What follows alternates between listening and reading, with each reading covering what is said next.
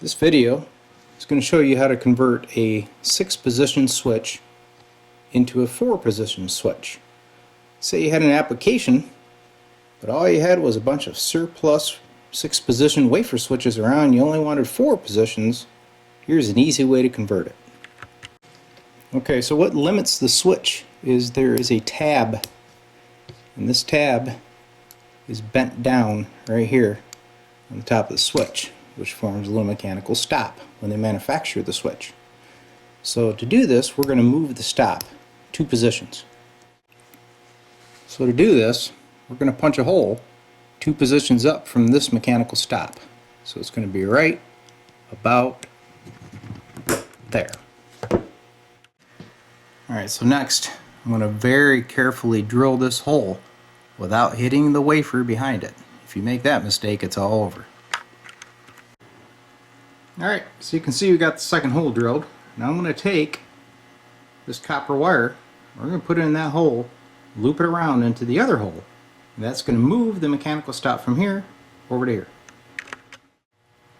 Alright, to route the wire, you take the existing tab that was there, you bend it back just a little bit, and it'll push. And then we're going to push the wire through.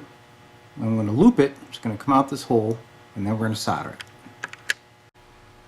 Alright, so you can see we're looped in the stock hole.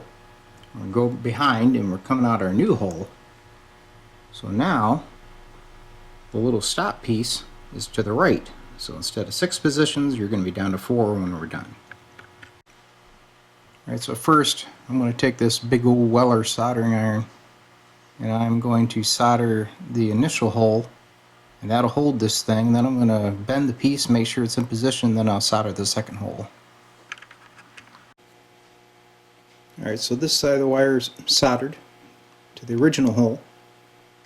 And then I can take a little tweaker here and I can bend this copper wire right up against the other stop, so I get perfect engagement right where I want it. Second hole is soldered. The next step is just to simply clean up the excess wire that you have. Get the rosin off there, and this thing is now a 4-position switch. Keep in mind now, after the operation is complete, your solder globs here and wire sticking up cannot exceed the height of this aluminum shoulder. So you're going to have to take a file, clean those up before you reinstall the switch. So here you are, 4, 3, 2, 1. That's it.